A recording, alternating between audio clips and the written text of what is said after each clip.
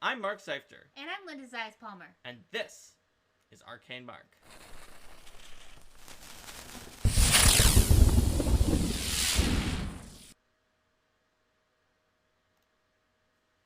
Hello, everybody, and welcome back to our biased reaction series. Today we're going to be continuing our reaction to Lost Omens, Gods, and Magic. Resuming with our reaction to the section on Iomedae. That's right. Iomedae the Inheritor is inherited really a lot from Aradin with a mixed record and has some complicated relationships with a variety of deities. Iomedae, she's one of the Ascended. Mm-hmm. Who is so you depicted see her on the cover of this book, exactly. Mm-hmm. Who succeeded at the test of the Starstone. She is the goddess of honor, justice, rulership, and valor. She has aphorisms. A used blade never dulls, to keep yourself ready for anything that could happen. For victory for the heart, refers to striking the heart to ensure that your enemy is dead as a battle cry. And then their cloak turned red is when Iomedae goes into battle, her cloak changes from white to red. So it indicates that you're about to go on the warpath for some reason, such as maybe an acolyte played a prank. Well, it talks about how it could be used literally in these parts of battle or more metaphorically to indicate that someone is on a warpath.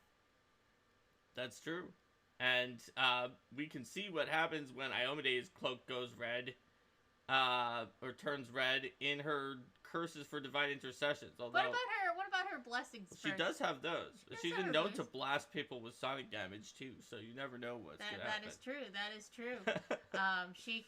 For her minor boon, she will cause someone to always present themselves at their best with clean and unrumpled clothing and a shining blade. Which helps to protect them from diseases and those sorts of things. For her moderate boon, she can cause all negative effects, ending someone to end and restore all of their hit points and spells and focus points and everything else. Just basically snap you're back to full fighting form. And for her major boon, she can imbue all the long swords you wield, because long swords are a pretty big deal for Iomedae. So if you're pretty devout to Iomedae, let's be real, you've got a long sword. Causes all the long swords you wield to become axiomatic, holy major striking long swords, which is pretty awesome. Yep, with a +2 status bonus to your attack rolls with long swords. Long swords. Long swords. Why don't you tell us about what happens if her cloak turns red when she gets mad? Your blade and armor may be dulled like lead, causing your weapons, armors, and shields to have half the usual hit points and break threshold, so they break all the time.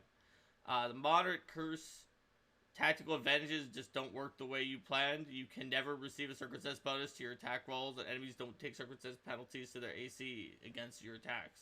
What is flanking? Apparently it doesn't work. Yeah. And the major curse, all blades reject your wicked heart. Any weapon you wield automatically becomes broken after you strike with it. This curse can't break artifacts or similarly powerful weapons. That's really inconvenient. That it is. And then next Except maybe if you worship Aurori, because then you don't need a weapon. Then you don't need a weapon. I mean, then if your weapon was broken every time, that would seriously hurt. My hand breaks. It's not a weapon, though. Fortunately, that's why I said weapon, quote. But it's not a weapon. That's true. That's right. Aurori, Master of Masters, God of history, knowledge, and self-perfection, and champion of many monks everywhere. Exemplifies the concept of self-perfection. He didn't need any of this Starstone stuff to ascend to his divine station. He just self-perfected himself all the way from mortality to godhood. That's right. Aurori sometimes can look down on those who need something like some kind of a starstone. It's like, oh, well. His aphorisms, may Aurori forget you, is basically a uttered after something embarrassing or farcical happens, like, may Rory forget this, which is a variant, but may Rory forget you is a curse to imply that you never existed. Never existed, because Rory remembers all history, so if Rory forgets you, it's like you never existed. Also, it's tied into his major curse. Yes. Remember so you may light the way is a saying where you send someone off when they're starting a journey or about to delve into history. And there is no perfection without change means that you have to change to get to perfection. You can't just like sit around constantly doing the same thing. Yes, and you can't grow if you don't change. It can encourage you when there's adversity. So, Aurori's minor boon grants you great insight and knowledge, helps you out when you would have failed at a recall knowledge, lets you critically succeed again. That is, and you, the check loses a secret trait, so you know for sure it was a critical success. So Aurori's not exactly subtle when this happens. It's like, by the way, you totally know this stuff. Mm-hmm. And Rory typically isn't gonna give this boon on, like, remembering what was on your grocery list or whatever. Rory's gonna give this boon when it really matters. Yep. The moderate boon allows you to cast Wholeness of Body, and grants you a focus pull if you didn't already have one. And the major boon lets you use 8th level Righteous Might once per day to temporarily ascend into a greater form. But I like this detail here where instead of making you look like you're clad in all these powerful armaments and which shining the spell normally and does. all these kinds of things, you just look like yourself. You unremarkable. It's also, like, obscenely good if you get it at a low level. Yes. It's pretty good anytime just to have this 8th level Righteous Might, but compared to some of the other major runes, if your GM is like, oh, I'll just give this to you at level 1, mm-hmm. you're gonna wreck everything. Yes. With 8th level Righteous Might. So his minor curse challenges you to seek another path rather than treat every problem as a nail just because you have a hammer. So if you select a check for which you have a higher bonus, but another method would have been more appropriate, such as using deception to lie through life because it's your highest modifier, even if it would have been better to try to use diplomacy to reach a compromise, you must roll twice and take the lower result.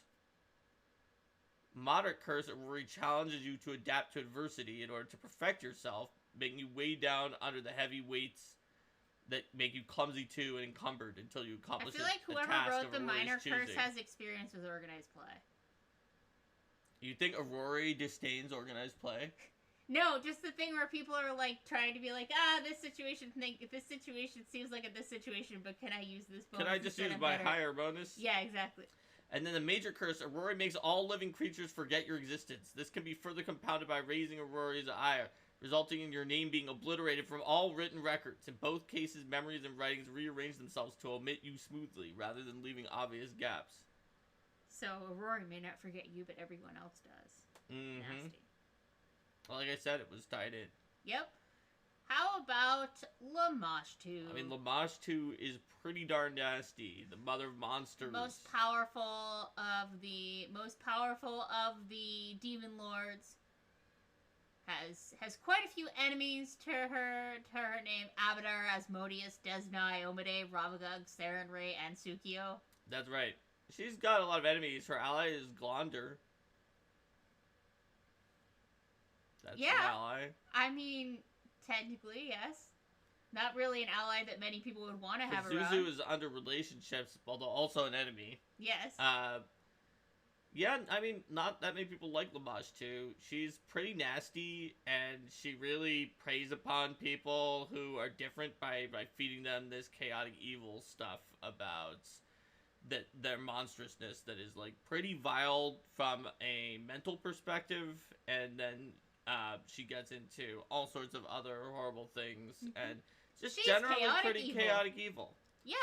Yep. And her aphorisms fit in with, like, she tries to give this perspective of, like, you know, the mother who likes you under certain conditions, but she's really just trying to manipulate people who are vulnerable.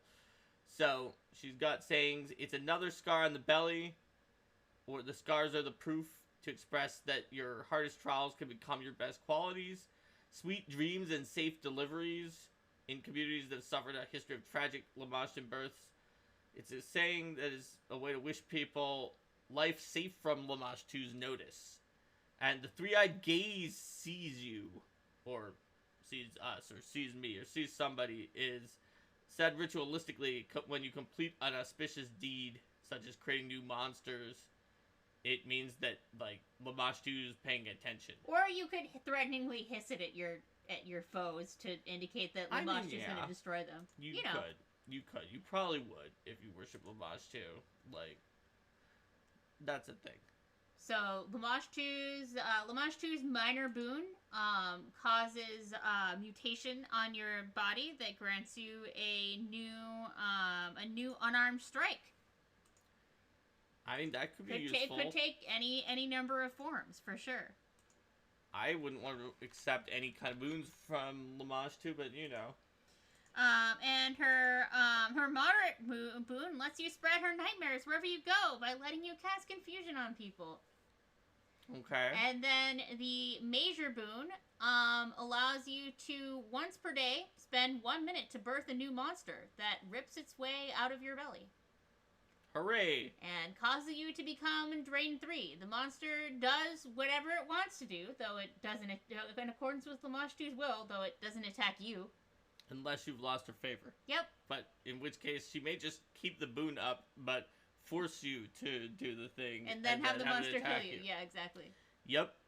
Her minor curse is hard visions torment your mind, overlaying reality in inopportune times, and everything seems to be concealed by these visions. Her moderate curse marks you as prey. Any creature with imprecise or better scent can smell you from 100 times the usual range of their scent. It can't shake the feeling you smell like prey. They might attack you even if they would normally avoid attacking creatures of your ancestry. Doesn't, like, magically force them to. But... And if they're like an animal companion or some creature with a deeper bond to, they're not going to. But you're going to get attacked a lot if you have that curse. And her major curse, your dreams are an unending stream of nightmares. You need 16 hours of rest to get enough sleep to recover your resources in daily prep that normally require 8 hours. And even then, you must exceed a DC 15 flat check to do so, and you are still fatigued on a successful check. So that's a 30% chance to be fatigued and get your stuff back, and a 70% chance that you took a 16-hour rest and it was not enough. Yep. Thanks for the subs, Trippy and Kitsune. Thanks so much. I've added the XP for that. Very cool. So, after Lamashtu, we move into Nethys, the all-seeing eye, god of magic. And destruction and protection. And a god who's very much neutral in the sense of a lot of one direction and a lot of the other. In a similar way, Gazra is neutral with having two actual, like, aspects and being a duality, but Nethys is a duality in another way. You can see in this picture, it's like, oh, I might create a butterfly. Oh, I might burn a butterfly. You never know with Nethys. He tried to unlock all of the secrets and potential within the multiverse. And you know, when that sentence never ends well. Like, it always starts well, but yeah.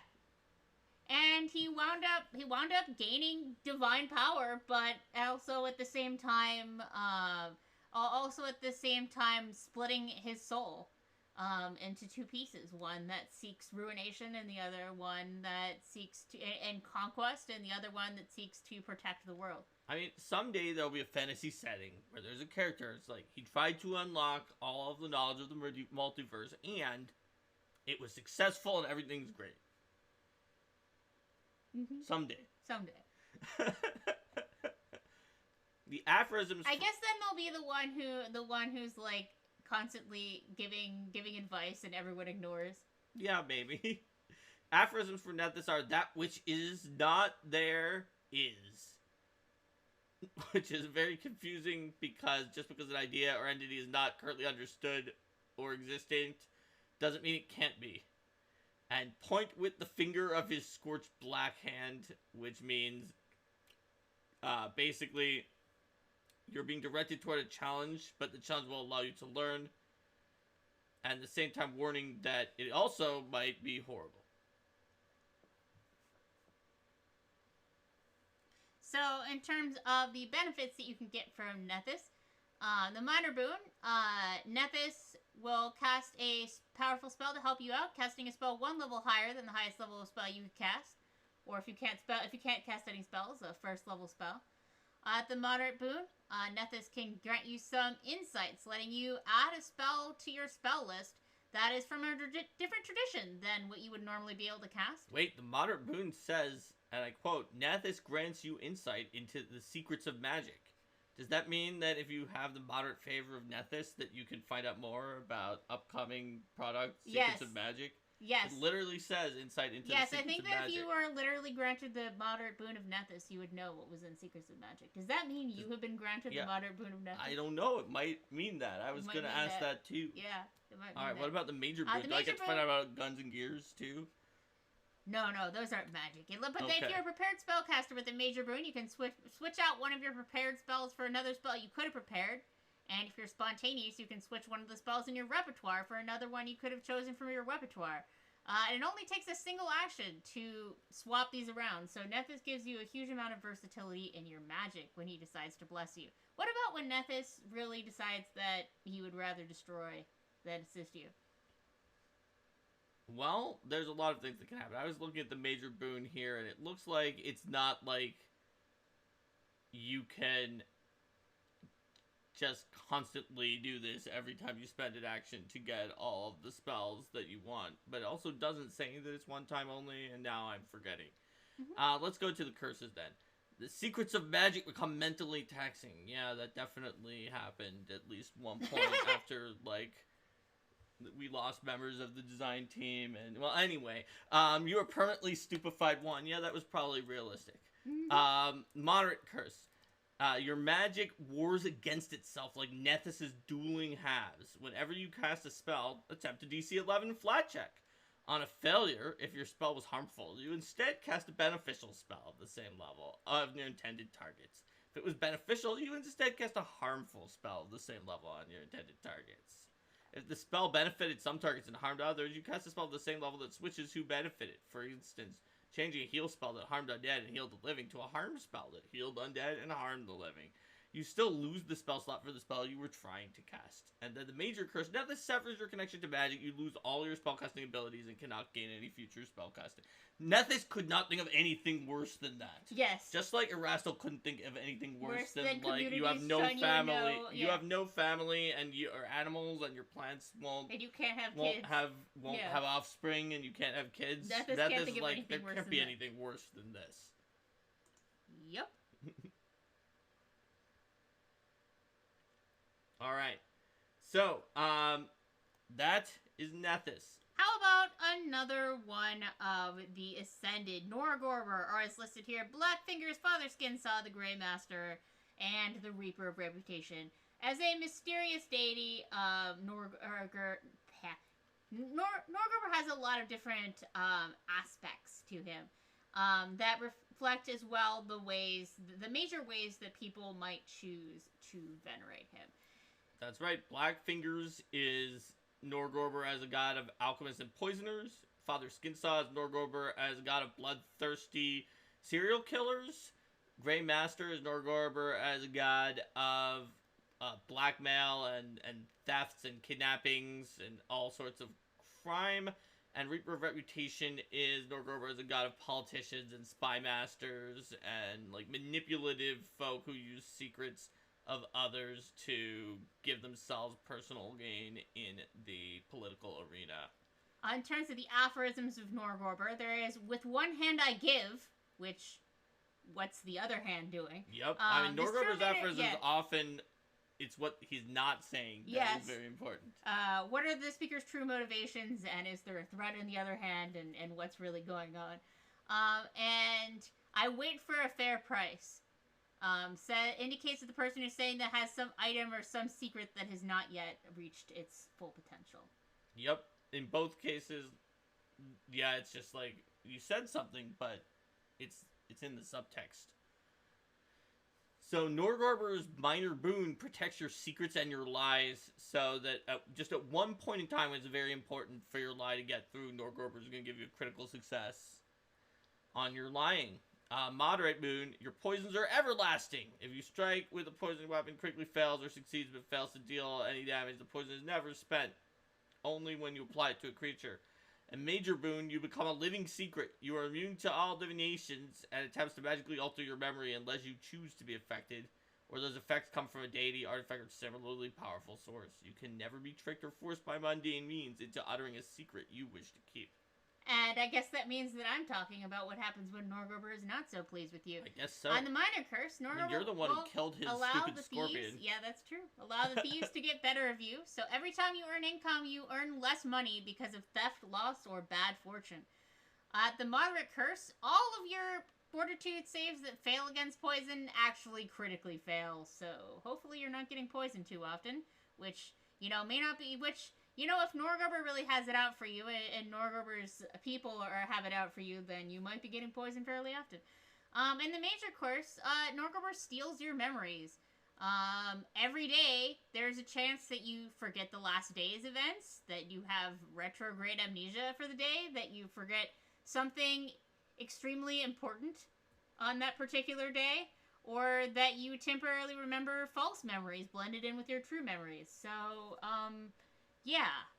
Yeah. Your perception of reality is going to be pretty messed up. And Norgorber is all about, especially the Reaper of Reputation, having a good reputation and putting your best foot forward. It has 4, really cool, names of aspects. But I have to say that some of Norgorber's, overall naming conventions are questionable for a political mastermind. Such as the name Norgorber itself is kind of silly sounding, and then his herald, the Stabbing Beast, or whatever, is just you could come up, with a more creative name than the Stabbing Beast for, some scorpion thing that's your herald, Norgorber. I know you could. And I know maybe I'm gonna critically fail against poisons now, or whatever it is for saying this, but, Reaper of Reputation is such a cool name. Yeah, you could have come up with a better name than Stabbing Beast, Norgorber. Oh, well. Okay. Whatever the case may be. What about Pharasma, the Lady of Graves? Well, she's pretty powerful. Maybe if you agree with certain Wingsong Abbey writings, maybe the only deity from a previous reality before this one. And, Goddess of birth, death, fate, prophecy, and time, and the judge of the dead. She has no relationships, few allies, Alceta and Tsukio, and one enemy, Urgathoa. But she's got all sorts of stuff, like you said, Linda. Huge amounts of very important things. In other settings, birth, death, fate, prophecy, and time, maybe wouldn't all be on the same deity. But Pharasma's got all that stuff. Yeah. A lot on her plate, basically. Once she's judged a soul, they cannot be brought back. Mm-hmm. Which is why the whole when does Pharasma's judgment happen exactly is left a little bit squishy, so that GMs can decide that the PCs have not yet been judged when they want to make sure the PCs can come back and decide that certain foes that they want to make sure stay down have indeed been judged. Mm-hmm. Her aphorisms are based on practicality. All who live must face her judgment. Which is when someone is going to make a very important decision, or warning them that what they're doing is a bad idea. It's yeah, you're going to do this, you're going to face Pharasma's judgment. Not this year, not yet. A brief prayer to Pharasma to not bring their life to an end that year. Yeah. Pharasma's sands keep running, in reference to the sense of time in the hourglass that can be seen in some of Pharasma's depictions, spoken when someone is taking a long time. Yes. And the lady shall keep it, a solemn oath to keep a secret, by swearing that only Pharasma shall hear it after they pass on to the next world. Mm-hmm. And Pharasma's divine intercessions. Her minor boon grants you a momentary glimpse at your future fate, granting you a +2 status bonus to a single check that you can apply retroactively after determining the result. The moderate boon makes your strikes more effective against undead by letting them deal positive damage to them, and increases your, it generally gives you bonuses on healing and attacking undead in several different ways. And her major boon keeps you alive to fulfill your fate.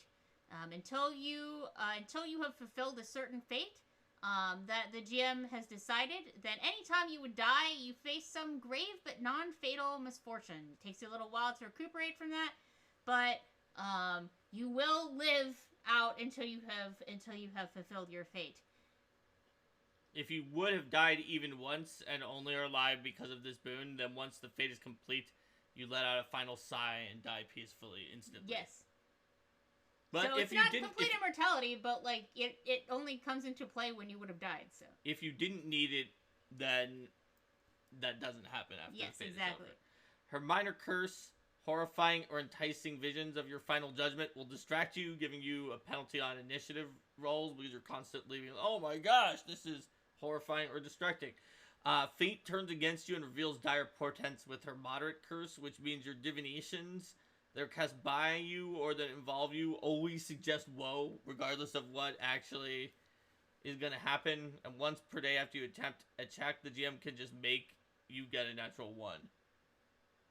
And then major curse, Pharasma wills the end of your life and your lineage. You become unable to have children or otherwise procreate by any means, including create spawn abilities if you're an undead. And are permanently doomed too, meaning that the next time something crits you into 0, if you don't have like the diehard feat, you're instantly going to be killed by it. So Pretty being an nasty. adventurer is pretty dangerous if you're under Pharasma's major curse, like at all times. How about one who really has no allies? Ravagug. Ooh, thanks for subscribing, Tier 3, Katrina. Thank you. Ravagug really does have no allies. Ravagug has enemies listed here as Abadar, Asmodeus, Calistria, Desna, Gosra, Lamashtu, Pharasma, Sarenrae, Shella, and Torak, and Zon-Kuthon. But really, pretty much anything that looks at existence and says, yeah, existence is good, and I don't want everything to be destroyed, can consider themselves to be in the... I'm just going to point out, though, there are 20 core deities. Ravagug is one of the 20. Yes. 11 of the other 19 are specifically listed as, like, significant enemies of Ravagug. Yeah. You have to be pretty messed up to have that many people from that wide a variety of viewpoints agree that they have you as an enemy. And despite having that many enemies that have risen against him, they've only managed to seal him, locking him away in the cage that is within Golarion. That's right. As it says here, the Tales of Ravagug, arrogant Sarenrae had the temerity to challenge Ravagug directly. And after sly Calistria distracted him and foul Torag weakened him and judgmental Pharasma conspired. And cowardly smug Asmodeus sealed him inside the cage. That's right. But his worshippers say the prison holds him only for now, and that he will soon return and destroy all. But he might destroy them at the end, so they can watch everything being destroyed. And the aphorisms of our good friend Ravagug are, when the cage crumbles, which is the threat about someday Ravagug's cage is going to crumble and he will destroy all. And it also will have a response because it's a half phrase. If you're a follower of Ravagug, you will say, gods will die. And then nothing holds me is a phrase to indicate that it's like a battle cry because their god is working through them. So even though something holds him, it doesn't really hold him if he is working through his followers who are not in a cage. How about when Ravagug decides to bless his followers? At the minor boon, he can make their attacks more destructive, allowing one of their failed or successful attacks to become a critical hit, and also granting their weapon or unarmed attack the deadly D12 trait. He typically reserves that for when that critical hit could destroy something that's precious or significant. Yeah, I mean, it's Ravagug. Moderate boon. You can devour all. You grow a Ravagug-like circular insectile maw that gives you a bite unarmed attack, and you are able to devour anything. You gain a +4 status bonus to saves, massive bonus, against saves that result from eating something, such as disease or poisons or other things like that. So you can just, devour whatever you want. As long as it's not like a cursed item or an artifact, you will eventually digest the thing. And the major boon, you can crack the surface of Galarian to accelerate the release of the Rough Beast, which grants you the Quaking Stomp Barbarian feat. Well, much like the 8th level Righteous Might, that's one that you get at low levels is ridiculous, because that's gonna let you create earthquakes with the Stomp, a lot of times. Mm-hmm. His minor curse, whenever you're in prison, you thrash and shake as your mind fills with desperation. So if you're restrained or otherwise imprisoned, such as being sent to jail, you're clumsy too and stupefied too. Moderate curse, your destructive rage seeks to remain unbound. Any armor you wear automatically becomes broken. That's a pain. Other items in your possession occasionally become broken over time. And major curse, you are useful only as a beacon of destruction. You are permanently confused, rampaging against anything and everything in your sight, and you deal an additional 18 damage with your unarmed and weapon strikes. So, guess what? You get to deal extra damage, but you attack literally everyone and everything, so good luck being in a party with someone with that major curse. Yep. You will just destroy everything around you, but it's 18 extra damage. This is one of the most amounts of damage you can get from anything, and it's a curse. I'm sure there's some people who'll be like, I'm looking at my DPR spreadsheet, and this is a pretty big gain. I think Anger Ravaguk for his major curse is going to be an important part of my build. Yes. Do not recommend that as life advice. How about Sarenrae instead? Sarenrae is a much better choice in terms of... You mean arrogant Sarenrae who had the temerity to challenge Ravaguk directly? According to Ravaguk, yes. Goddess of Healing, Honesty, Redemption, and the Sun.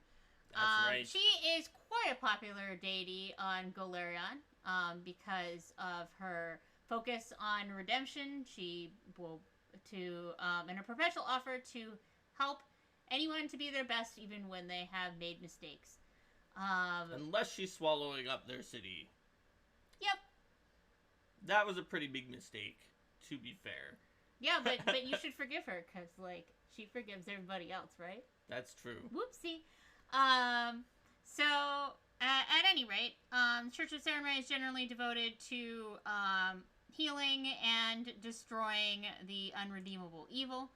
And her aphorisms, the dawn brings new light, a phrase spoken to invite blessings upon a good turn, such as, the birth of a child, or even, especially satisfying meal. And reassures folks that each day is a chance to do better and to have. Can you imagine dealing with Kyra if every time she liked her meal, she's like, the dawn brings new light? Yes, well, as long as you would probably rather not deal with Kyra when she's charging at you saying for the sun and the fury, because that means that she's decided you're unrepentant evil, and she's gonna destroy you with the holy fire of Sarenrae. That's fair. That's fair. Well, Sarenrae can give you some boons. Minor boon, your healing hands are blessed with a warm flame. Once, when you heal another creature, instead of healing for the normal amount, you heal them to full hit points, no matter how much damage they've taken. Usually in an extremely consequential circumstance. Moderate boon, your blade burns the irredeemable, dealing 1d6 fire damage that ignores fire resistance. And major boon, you are a voice of peace and rehabilitation. When you roll a success at a check to request something, you get a critical success instead. In addition, all creatures other than fiends, undead, and mindless creatures allow you one chance to speak your piece and make requests before entering combat. If you or an ally ever use the time from the request to gain an advantage in an ensuing combat, for example by casting preparatory spells, preparing for combat, positioning, waiting for your opponent's preparatory spells to wear off, Sarenrae immediately revokes this boon or possibly curses your ally, if it was the ally. Her minor curse gives you a really nasty sunburn that causes you to become permanently clumsy 1. Her moderate curse shines light. The sun shines its light in everything you say. You are unable to tell lies, and if you try to do so, you instead compulsively blurt out the truth. And her you can still lie by omission as long as you don't try to say something that's directly false. Yep. Yes. And major curse, she restricts your ability to harm others. All damage that you would deal, unless it's against a fiend or an undead, is non-lethal, and there's no way to ever make it lethal, and you also deal minimum damage unless your target is a fiend or undead. And all non-fiends or undead gain a +4 status bonus to their AC and saving throws against anything you were trying to throw at them. Constructs become very dangerous to you. That is true.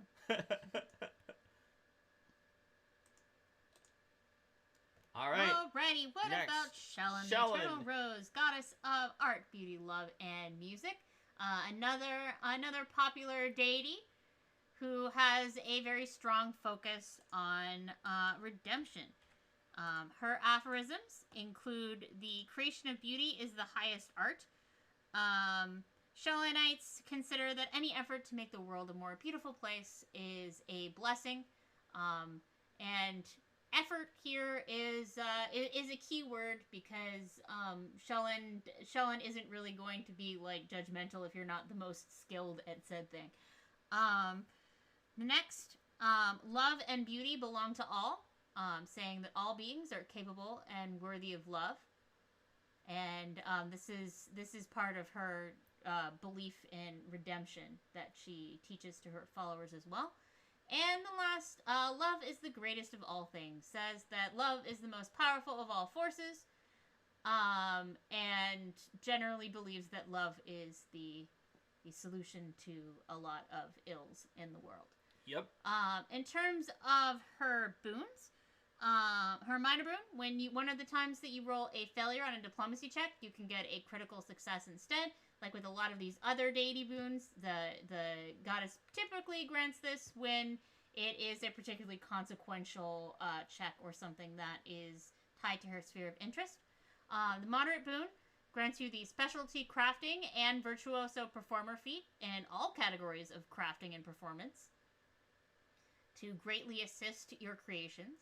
And the major boon gives you an aura that causes all creatures that aren't like fiends or undead or mindless to start off as friendly toward you unless they would have otherwise been helpful. Generally lets them see that you have no ill will toward them and also allows you to inspire your friends substantially with a huge bonus to saving throws and skill checks. That's right. If you do bear ill will towards them, then they are not going to be friendly to you. Yes. Another interesting thing about Shellen and ill will is that, like, while Asmodeus, Ravagug, Urgatho, and Zankuthan are listed as enemies under Shellen, they're not really enemies in the same way as any of the other deities have enemies, because Shellen doesn't really look at them as an enemy, and even their own worshippers tend to look better on Shellen and her worshippers than they do the other good gods. For instance, in Cheliax, the Asmodeans there tolerate the temples of Shellen because they can make pretty art for the Asmodean temples and other places, and Kuthite clerics will sometimes leave Shellenites alone. So Ravagug, on the other hand, is more of an enigma about how that's going to work out, since Ravagug wants to destroy the things that are created and Shellen wants to create them. But yeah. Speaking of things that don't work out with Shellen, you can be cursed by Shellen. Even someone who is as full of, like, love and compassion. That is usually when you do displeasing actions such as betraying your loved ones. Her minor curse, your heart churns with remorse. Each day you're sickened one as a specific misdeed plays out in your mind over and over in guilt. You can't remove the condition, though it abates enough for you to quickly eat and drink when necessary. If you make amends or otherwise earnestly pursue redemption for that particular misdeed, the sickened condition fades completely for that day. Moderate curse, others subconsciously recognize your past betrayals. Whenever you attempt a diplomacy check and roll a failure, you get a critical failure instead. If you roll a critical success, you only get a success.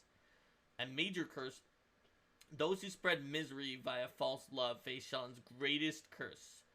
You lose the ability to distinguish any living being from another through appearance, voice, scent, or similar sensory means. You can make out physical signs, so you wouldn't mistake an ant for a horse, but nothing further. If you were merely shallow, every creature you see has generic bland features. If your deeds were vile, you see only the faces of those you have wronged.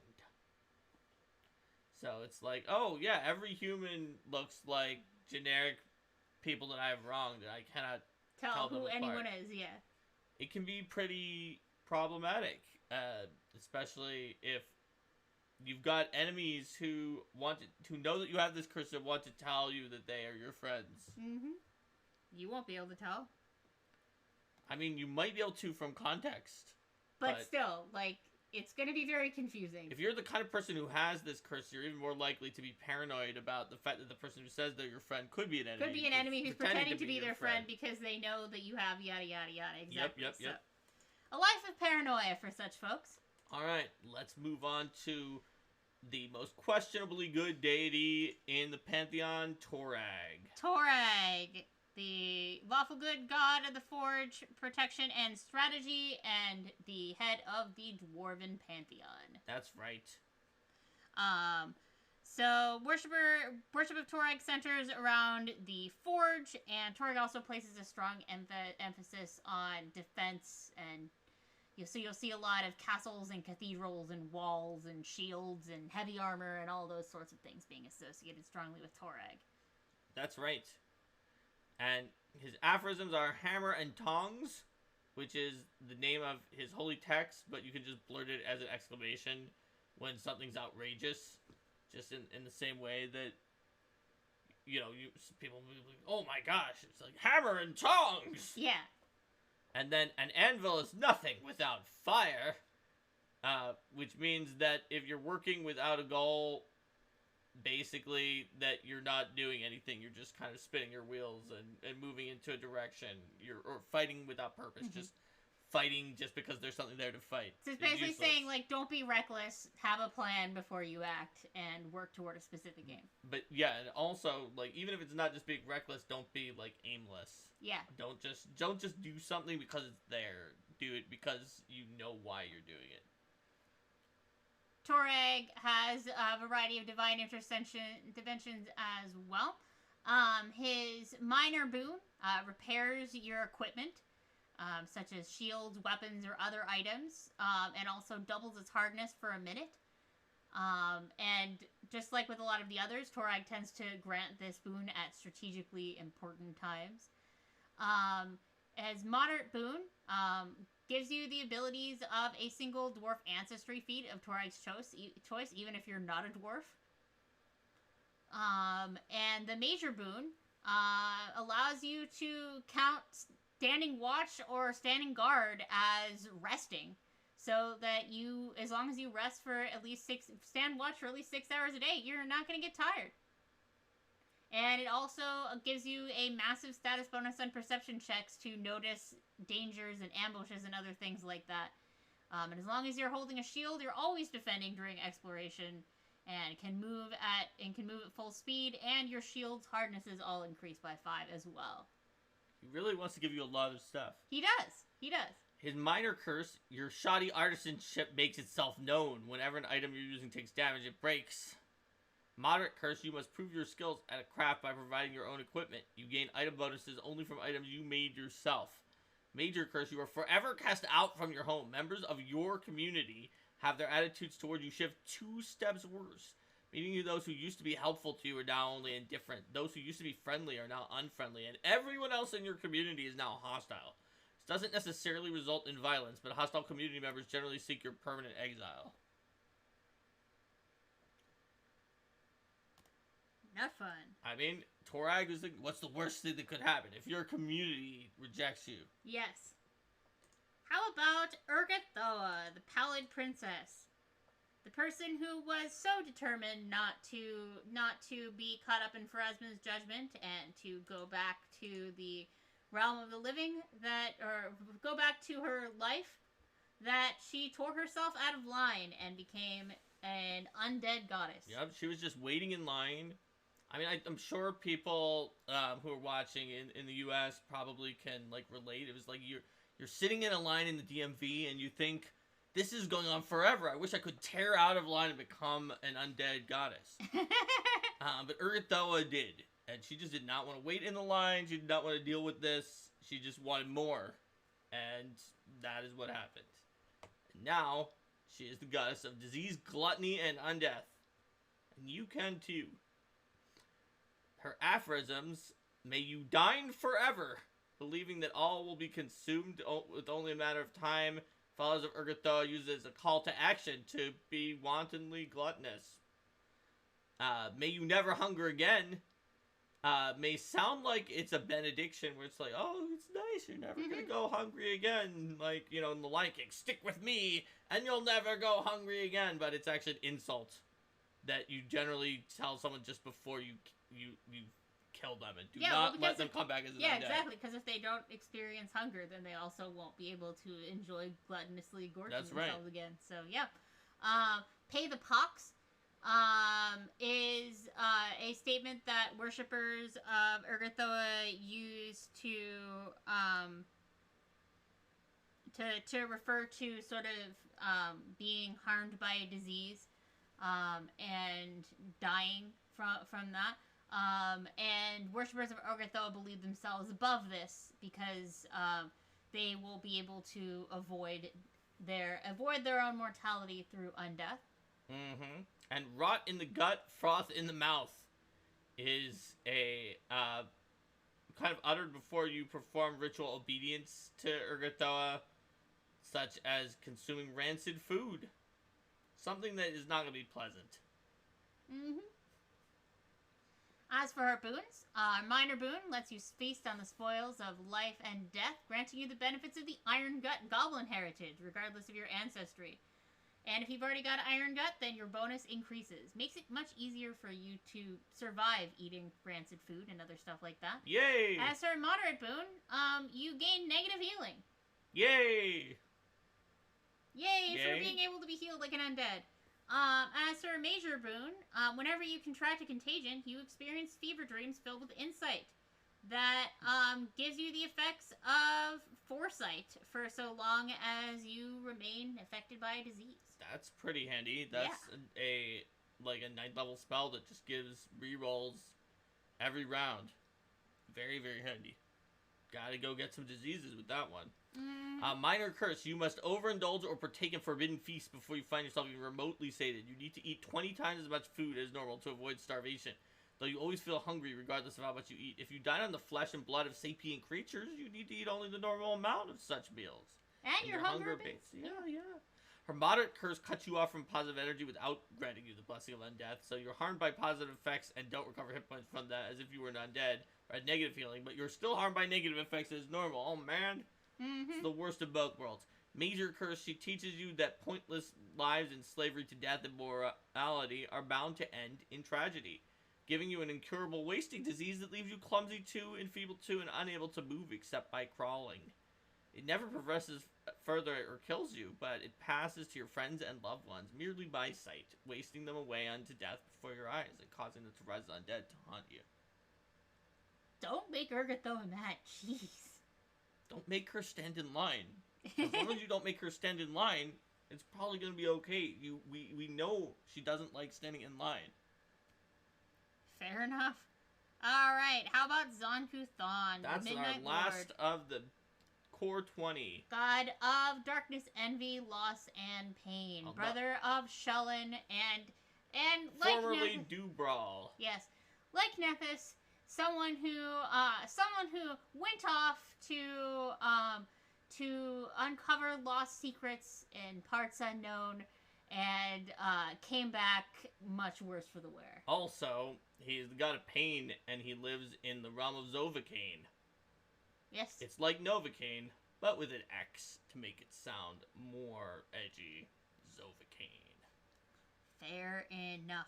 So, in terms of Zon-Kuthon's aphorisms, the first is never a rusty blade, which is an admonition against letting too much time practice before practicing the faith's physical sacraments, and which often involve torture, as Zon-Kuthon, as that is a strong focus of this lawful evil deity.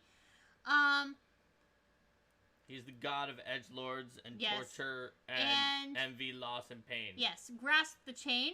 A true follower of Zon-Kuthon may experience torments, but they are neither victim nor prisoner within the faith. It admonishes followers to embrace pain and turn it into a weapon. Zon-Kuthon's rarely intervenes in mortal affairs. In fact, mostly he just doesn't even care. And he has very few actual anathema that he really has a problem with. When he does, oh my goodness. He is going to do something pretty bad. Even his boons may be pretty painful. His minor boon turns your blood and pain into chains of midnight darkness to destroy your foes once ever for 1 minute whenever you take slashing, piercing, or bleed damage. Chains rip forth from your body, affecting creatures in a line from your position in the direction of the attack, like grim tendrils. For the entire minute, every time. Moderate boon, every morning during your daily preparations, scars gather into words on your flesh, which function as a scroll of a divine spell of Zon Kuthan's choosing. After you use the scroll or receive magical healing, the boon fades for a day, though some or all of the scars might remain. And major boon, shadows are deeper around you. Dark vision and greater dark vision can't penetrate darkness within 60 feet of you, but you can see through it normally. And for his curses, the minor curse surrounds you with spectral chains that make you always encumbered and are super loud. So you're basically wearing armor with the noisy trait at all times. The moderate curse causes you to share the pain of others. Anytime you see or sense another creature near to you taking damage, you just take 1d6 unavoidable mental damage.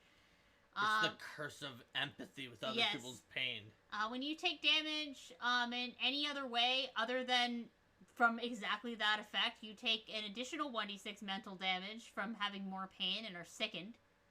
And the major curse, Zon Kuthan steers away all of your joy, leaving you with only pain. You lose that which you cherish the most. You can't gain benefits from any emotion effects based on positive emotions. You can never feel joy again. And Zon Kuthan would only return the cause of the most cherished person or thing to the person who's been cursed if he believes that they will destroy, mutilate, torture, renounce, or otherwise reject whatever that thing is. Yay! Yay! Zon Kuthan. Zon Kuthan. He's bad news.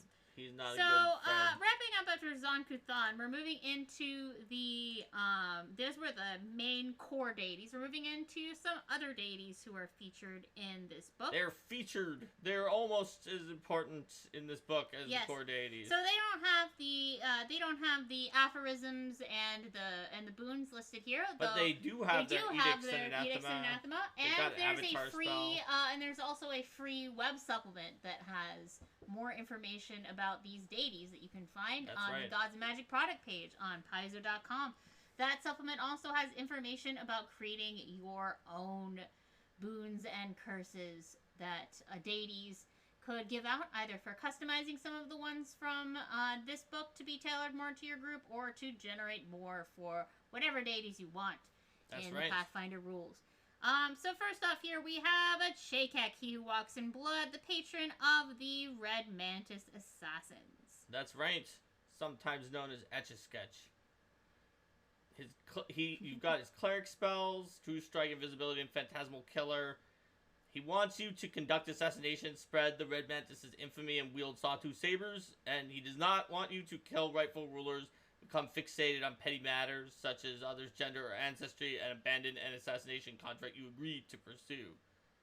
His favorite weapon is the sawtooth saber. If you cast... Wouldn't it be weird if it wasn't, and his edict was to wield sawtooth sabers in combat? Yes, it would be weird. His avatar spell, if you cast the avatar spell as a Whisper of a Chakek, you gain Mantis Claws. And a spine volley that you can lash at things, and you also ignore all kinds of difficult terrain and are super fast. Yep, you usually get something like movement-y on an avatar. Yep. Speaking of someone who has a movement-y thing that is not typical, because a Chakek is that ability is on several other deities. How about Alceta as avatar? But first, Alceta, the Welcomer, goddess of doors, portals, thresholds, those kind of things. She wants you to offer to protect passageways and guide others through transitions, and to treat all other beings with courtesy and respect, and not to destroy doors or block paths for your own personal gain, so like making tolls and stuff, or stopping transitions without good reason. With the Avatar spell, her worshippers gain dimensional speed that lets them spend a single action to dimension door at will, moving up to 60 feet. Yep, that's actually different than other avatars. Whereas, like the Chakik one, like it had cool mantis attacks, but it's like this is nothing that isn't on some other avatar. Nobody has all these portals except Alceta. But that's very fitting for her role. Mm-hmm. Then there is Erasni the Unyielding, goddess of the abused dignity and unwilling undeath. She has an alignment that is very different than the followers that she's willing to accept. Mostly, she doesn't accept followers who are close to her own alignment, except for if they were literally on the nose, and instead accepts chaotic good, which is like almost the exact opposite of her alignment. Chaotic neutral, lawful neutral, and true neutral followers instead. And she wants you to act with dignity, do whatever it takes to survive, despise and never forgive those who hurt you, and not to create unwilling undead or insult her. Mm-hmm. And she can, her avatar can attack with a rapier or call creatures' blood out to deal a bunch of persistent bleed damage. Erasni is a goddess who was a goddess and then was curb stomped by the Whispering Tyrant and then was desecrated by Geb and then has become back up to a goddess again. She has a very complicated and tragic past. Yes. And on the facing page here, we have Besmara, the Pirate Queen. She is the as that title suggests, she's very strongly associated with pirates. Her edicts are to sail the seas, stay loyal to captain and crew, and take what you want. An anathema to betray shipmates, forsake piracy, or settle on land. She's very mercurial and wants her followers to be adventurous and basically be pirates. Let's be real. She's kind of interesting because there's a lot of deities that are like, oh, they used to be immortal and then they ascended. But Besmara used to be just a particularly powerful spirit of water who liked to manipulate sea monsters and I guess liked stealing things. And then she stole deific power and grew herself in power. And after she stole from a minor god, she became a full-on goddess. So that gives her like a different backstory than many of the other deities who were either like some kind of deific thing that got promoted or some kind of immortal. She is a water spirit. Mm-hmm. Her avatar can shoot, attack with rapiers and shoot ship cannons at people. And I can also swim super fast. Yeah, I mean you'd expect that. Mm-hmm. Absolutely. Then there's Bride, the Whisper in Bronze. Goddess of clockwork, invention, and time. She wants you to craft new creations, pay attention to detail, and share achievements, but not to carelessly destroy others' creations or research, not to enslave intelligent constructs, abuse constructs, or refuse to acknowledge or learn from your mistakes. And speaking of deities with interesting origins, her origins are unknown. Was she a construct that achieved a spark of divinity? Was she a human alchemist or inventor who discovered ways to fuse her body with mechanical components? It's really unclear where she came from. Nobody knows. Her avatar isn't going to attack with a light hammer or shoot out a bolt of molten bronze. Either one. Speaking of deities who are alphabetically right next to each other with extremely similar backstories, although in this case not as mysterious as Bryce, is Cassandra, the Iron Goddess of artificial life, free-thinking, intellectual apotheosis. Her totally different edict and anathemas from Bryce are advance the development of artificial intelligence, encourage understanding between artificial and organic life, but don't treat artificial life as lesser than organic life, or foment distrust between artificial and organic life, which I guess Bryce were like kind of more... Bryce were more spread out. There was a thing about abusing constructs. Yeah. Whereas Cassandra's edicts and anathemas are kind of one thing that is kind of spread out into two edicts and two anathema, but really they're all one thing. Yes, she's a little more one note, possibly because of the fact that she's just ascended recently and is like kind of getting her bearings as a deity.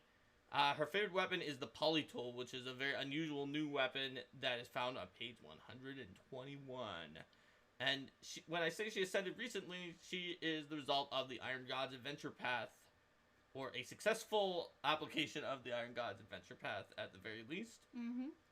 And as a result, she doesn't have very many followers yet because she's just in her first decade of That's right. of divinity. If you avatar as her, you can attack with your poly tool and melee, or shoot logic at people from the distance. Logic. Logic blast. I mean, I think a lot of people on the internet wish that they could make a ranged distant attack where they use logic and it just kind of blasts when they're logically correct. Because many people on the internet are logically correct, but that doesn't sort of necessarily automatically win the argument in the same way that 6 plus 3 mental damage would. Fair enough. How about Chaldira, the Calamitous Turn? A halfling deity? Or at least venerated primarily by halflings? I know she literally, is a halfling deity. That doesn't mean that you can't worship her if you're not a halfling. But she embodies 2 aspects of halflings, their affinity for luck and their determination to protect friends. She's known sometimes as like the goddess of Desna's friend who gets into all sorts of trouble. She also kind of almost really weirdly lives in Axis, which is a lawful neutral plane. Even like we were saying in the last episode, some people live where you really wouldn't expect. Norgorber does too, actually, even though he's neutral evil. And we didn't mention it when we were going through Norgorber. And some of them, like Gorum and Callistria, actually live in the chaotic good plane of Elysium instead of chaotic neutral. But Chaldira, who's neutral good, but like her best friend is chaotic good, Desna, and really, if you look closely at Chaldira, she's pretty close to being chaotic too. But she's just on Axis. And it may be because she is kind of, like, watching out for Thamir Gix, who is an evil halfling deity that she doesn't like, who is kind of, like, running with Norgorber kind of crowd. Also just sometimes known as Thamir, because that Gix was because Thamir adds the last name of whoever's primary of Absalom just to the end of the deity title and just changes it around. And Lord Gix is out, so who knows what Thamir is going to do in the long run. So Chaldira wants you to seek out and engage oppressors and tyrants. So that's another way, like, defeating tyrants and oppressors, especially tyrants, is kind of often like a chaotic liberator type thing, though she's neutral good. Defend your friends and the innocent and engage in mischief that doesn't harm others. That's another one of her, like, kind of almost chaotic things. Anathema, suffer a bully's insults to you or another without retort. Abandon a friend in need, or attribute a lucky turn of events to your own skill. That wasn't luck, I was just that good. Chaldira does not like that. I like her, the range attack of the Avatar is fistful of buttons. Just toss all these buttons at people. Now we mentioned Glonder before as the only ally of Lamashtu. Yes. God of pestilence, infection, and insects. He wants his followers to corrupt pieces of land, water sources, and communities, infect the weak, and spread and nurture disease. Yay! He does not want them to aid in ending plagues or infections, and destroy things when they could have instead corrupted or leached off of them first. It's like, it's a waste to destroy it. You could have leached off of this for a while. What are you doing? We're the lazy. We're the god of sloth. And parasites, and disease, and just... social parasites, too. Desna accidentally let Glonder out because Desna is exactly that character who, in your adventuring group of gods, you're like, Desna, come on, why did you poke the evil pulsing-looking cocoon thing? And she's like, it was interesting! And then Glonder came out. And you can have a proboscis if you are Glonder. Avatar, and it is very reachful and does persistently damage. Speaking of bug-related deities, but far less evil. Though not good, neutral. But you've got Grandmother Spider. She is a trickster who believes that she wants you to be skilled and clever, think for yourself, and take due payment for your work, plus humiliate the powerful. but not abuse someone you have power over, harm someone who has given you sincere kindness, let a slight go unanswered, or own a slave. So she's all about, like, doing your own stuff, and she is actually the sister of a Chakek, who she's like, you're kind of almost like being a slave when you're just listening to these gods and doing assassinations. Come on, be your own mantis. Yes. And Chakek doesn't, but also will, at least on one occasion, got really mad when people were going after his sister. So there's something going on there. And if you are the avatar of Nana Anadi, then you can attack with your legs or shoot out a venomous web at people. I mean, that's fun. Who doesn't want to shoot out a venomous web at people sometimes? Maybe Groatus does it. Groatus is like the moon in Majora's Mask, just looming over everything and waiting to bring doom. Well, where he looms over everything is in the boneyard. He is an entity that just doesn't really seem to care about worshippers at all. But he just wants to destroy everything. His followers tend to be ones who have gotten glimpses of horrifying future possibilities, who go around doomsaying in the streets. I mean, you can write them off pretty easily, but there's at least one instance in a published product of Groatus having an ancient temple that had basically prophesied things like the death of Eridan that supposedly no prophecies predicted. That people didn't catch from the Age of Lost Omens were just flat out in there for a long time, and everyone's like, oh, Groatus, his stuff is ridiculous. So he wants you to preach of the upcoming end times and destroy that which has outlived its usefulness, plus put the suffering out of their misery. But not to artificially extend something's existence or lifespan or spread hope. Definitely not spread hope. And you could become the avatar of Groatus, in which case you can attack with a war flail in melee, or a dreadful thought at range. A thought that is so dreadful that it deals 66 plus 3 mental damage. And I guess the fact that you turn into something with a flail means you're not literally turning into just that moon that's his holy symbol. Or, I mean, maybe you could be that moon. A moon with like a flail. I mean, that's a little more comedic. I am a moon with a flare. I am a moon I flail. will destroy you with my moon flare. You're like a flail snail, but and your shell is Groatus, and the flail is your okay. Behold the moon flail. All right.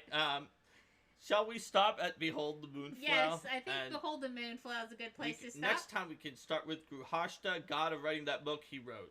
Yes. All right. Bye, YouTube. Bye. See you next time, YouTube.